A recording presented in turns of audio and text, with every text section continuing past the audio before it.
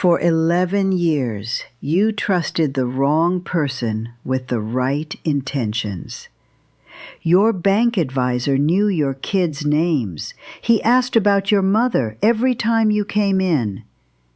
And the whole time, your savings account earned 0.01% interest, while high-yield accounts were paying 5%. That's not a scam. That's not illegal. He was following the rules of his profession exactly. Here's the rule. He was required to recommend something appropriate for you, not something best for you. There's a word for that standard. It's called suitability. And it meant he could watch your money lose ground to inflation every single month and owe you no explanation.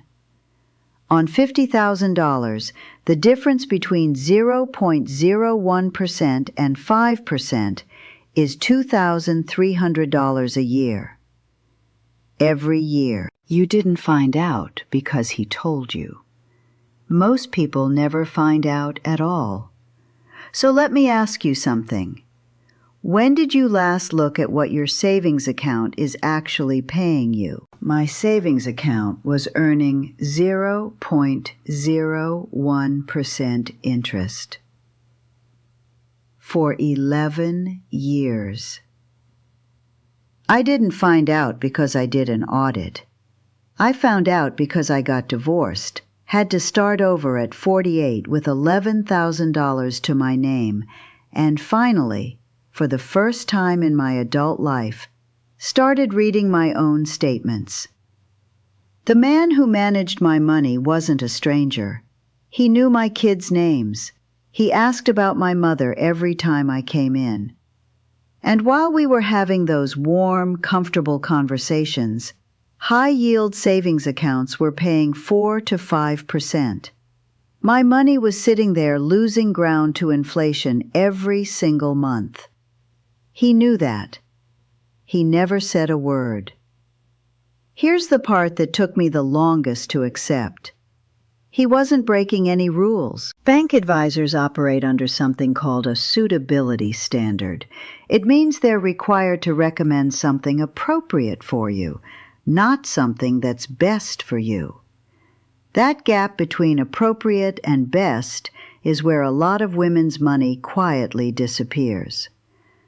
I became a CFP at 51 because of what happened in that gap. And I started this channel because what happened to me wasn't a fluke. It's a system. And the system works exactly as designed. They're not lying to you. They're just not telling you everything. In finance, those two things can cost you the exact same amount of money. So here's what we're doing today. I'm going to show you 3 specific things your bank is counting on you not to know. Not vague things, specific ones with numbers. And for each one, I'm going to show you exactly what to do about it. Nobody taught us this. That ends today. Here's the first thing your bank isn't telling you. Right now, in March 2026, the national average interest rate on a traditional savings account is 0.46%. High-yield savings accounts at FDIC-insured online banks are paying between 4.5% and 5.1%. On $50,000, which is not an unusual amount for a woman at this stage of life to have parked in savings, that difference is roughly $2,300 a year. Every year. Not because of anything complicated, not because of the market, just because of where the account is. A woman I worked with last year had $80,000 in a savings account at the bank she'd used since her first job out of college. She wasn't irresponsible with money. She was loyal. When we ran the numbers together, she had left over $15,000 on the table in the previous 5 years alone. She wasn't angry at first. She was quiet. Then she said, "Why didn't anyone tell me?" Because your inertia is their income. A bank earns money on the spread between what they pay you and what they charge borrowers. The lower your rate, the wider that spread. Keeping you comfortable, keeping you loyal, keeping you not asking. That's not a side effect of their business model. That's the business model. This one has a fix you can start this week. Search the phrase Best FDIC High Yield Savings Accounts 2026, and you'll find current ranked comparisons from sites like Bankrate and NerdWallet. FDIC insured means your money is federally protected up to $250,000, the same protection you have at your current bank. Moving savings doesn't mean leaving your bank entirely. It means stopping the quiet transfer of your interest income to their balance sheet. Let me show you the numbers on the second thing, and this one is harder to hear because it's not about an account. It's about a person. The person at your bank branch who hands you a business card that says financial advisor is not, in most cases, legally required to act in your best interest. I want to be precise here because this isn't about bad people. It's about a legal standard that most people don't know exists. There are two standards in this industry. The first is called the suitability standard. Under this standard, an advisor must recommend something appropriate for your situation. But appropriate is a wide lane. A product can be suitable even if a cheaper, better performing alternative exists. The second standard is called the fiduciary standard. A fiduciary is legally required to put your interest first. Full stop. Not first among suitable options.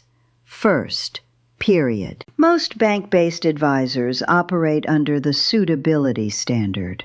Most independent fee-only CFPs operate under the fiduciary standard. That one word, fiduciary, is the difference between someone who works for you and someone who works for the bank while sitting across from you. Here's what that costs in real terms.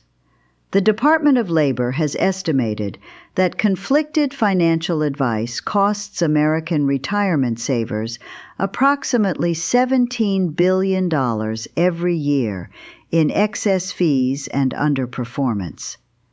That's not a rounding error. That's the accumulated cost of recommendations that were suitable, just not optimal. I am not telling you your advisor is dishonest. Mine wasn't. He was operating exactly inside the rules of his profession. The problem is that most of us don't know what those rules are. Here's what to do. Go to NAPFA.org. That's the National Association of Personal Financial Advisors, and search for a fee-only fiduciary advisor in your area. Fee only means they are paid directly by you, not by commission on what they sell you. You can also look up any advisor's registration and complaint history at brokercheck.finra.org. And before your next meeting with whoever currently manages your money, ask this question out loud. Are you a fiduciary? And will you put that in writing? The answer will tell you everything you need to know about whose interests are being served in that room. The third thing is where I want you to pay particular attention, because this is the one most likely to show up when you're vulnerable. If you've recently come into a lump sum, an inheritance, a divorce settlement, an early retirement payout, you may have noticed that certain products come up very quickly in conversations with bank advisors. Annuities, whole life insurance, proprietary mutual funds. I want to explain why, specifically, those products get recommended so often to women at this stage of life. It starts with the commission structure. A fixed indexed annuity can carry an upfront commission of 5 to 8%, On a $100,000 purchase, that's up to $8,000 paid to the advisor at the point of sale. Not disclosed on your statement, not subtracted visibly from your balance, but paid by the insurance company and built into the product's cost structure. Whole life insurance policies can pay the selling advisor 50 to 100% of the first year's premium. On a $500 a month policy, that's up to $6,000 in year one alone. Proprietary mutual funds, the ones with names tied to your bank's brand, often carry expense ratios between 1 and 2% annually. A comparable index fund tracking the same market often costs between 0.03% and 0.10%.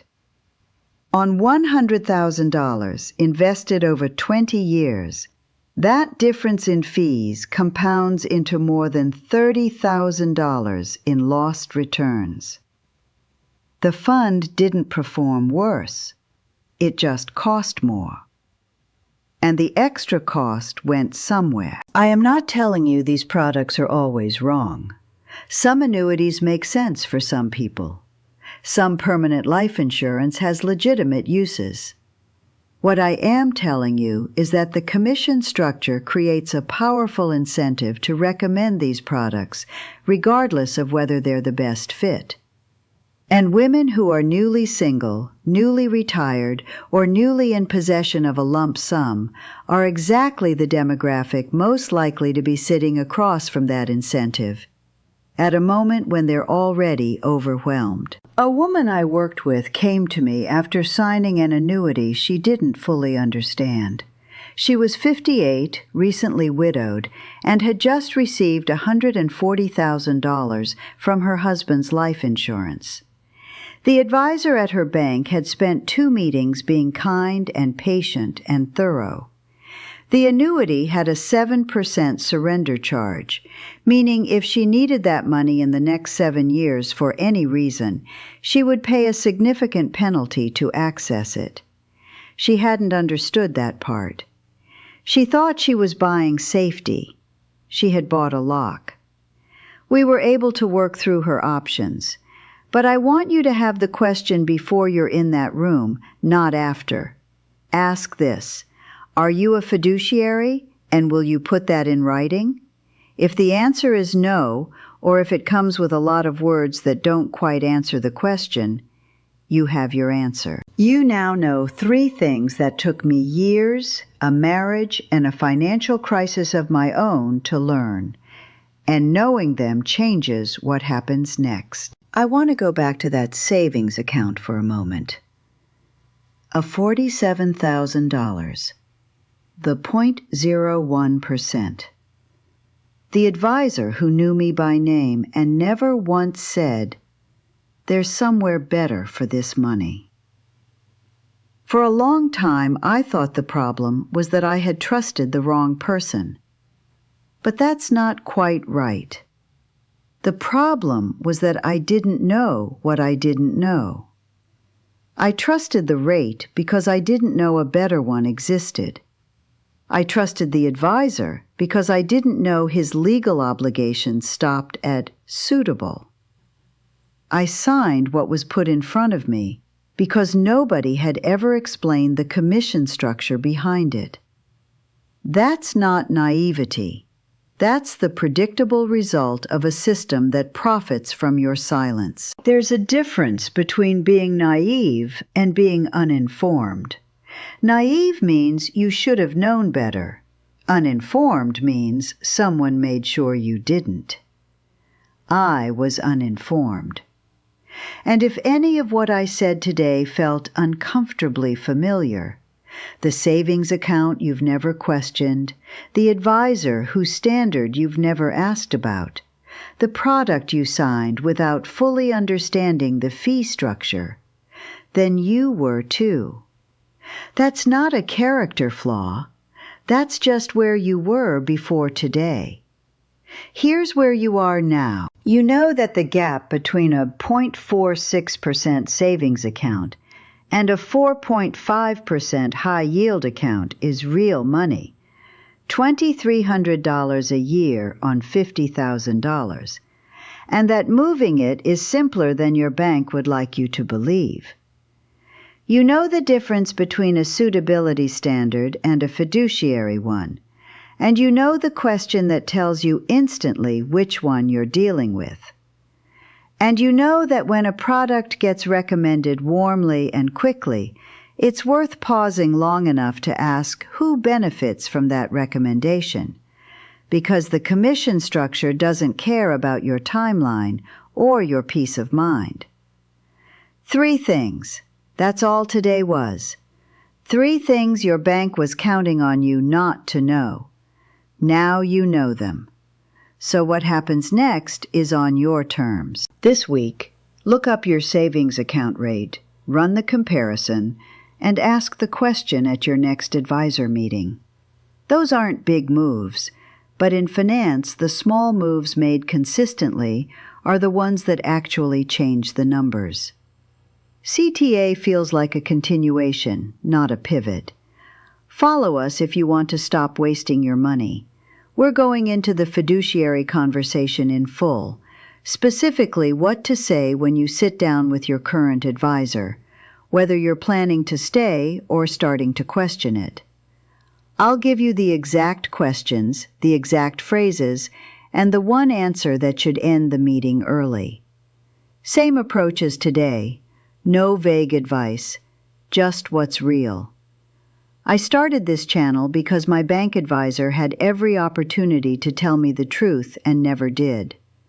I don't intend to make the same choice. This is your money. Act like it.